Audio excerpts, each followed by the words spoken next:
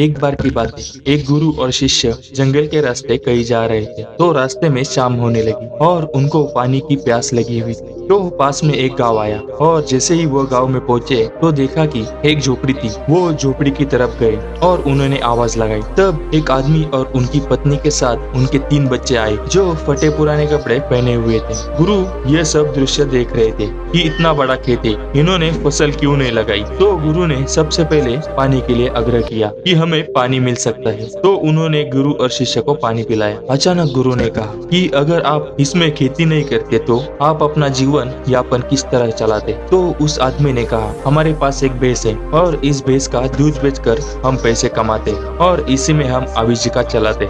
गुरु ने उनकी बात ध्यानपूर्वक सुनी और उनके बीच में कुछ देर तक बातचीत हुई, लेकिन अंधेरा हो चुका था। तो उन्होंने ये निर्णय लिया कि आज हम यही रुकेंगे।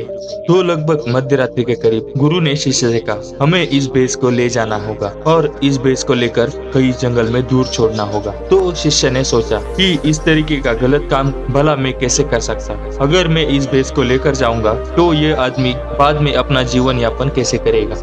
लेकिन गुरु का आदेश था, उसको करना पड़ा। वो अपने गुरु के साथ चला गया और आधी रात को गुरु और शिष्य निकल लिए, लेकिन भैंस को अपने साथ ले गए और बहुत दूर छोड़ दिया ताकि वो भैंस वापिस अपने गांव न आ सके। तकरीबन 10 साल के बाद जब वो शिष्य गुरु बन चुका था और दीक्षा देने का काम करने लगा, तो उसने सोचा कि 10 साल पहले मुझसे गलती हुई थी, क्यों ना मैं आज उस गलती को सुधार लूं और मुझे उस आदमी के पास जाना चाहिए। वो उस आदमी के पास चला जाता है, लेकिन वहां पहुंचकर देखता है कि खेत में फसलें लहरा रही थी और बगीचे लगे हुए थे। वो सोचता है कि शायद हो सकता है कि वो आदमी अपना घर बार बेचकर, अपनी जमीन बेचकर शहर में कहीं चला गया हो। लेकिन तभी अचानक एक आदमी आया और उस गुरु को नमन करता है कि मैंने आपको पहचान लिया। वर्षों पहले आप और आपके गुरु साथ आए थे, लेकिन उस दिन रात को अचानक पता नहीं क्या हुआ कि हमारी भैंस हमें छोड़कर चली गई और अब हमें कोई दूसरा काम करना था जिससे हमारी आजीविका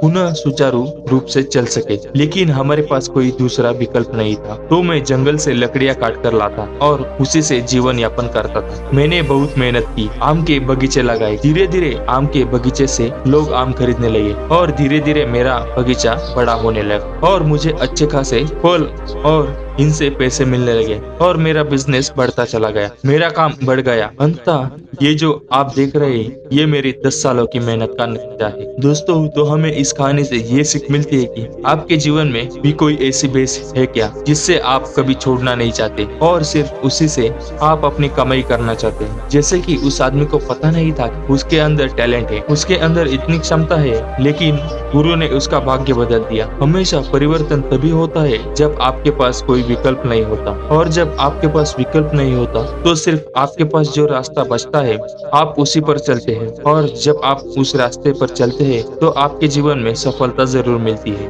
धन्यवाद।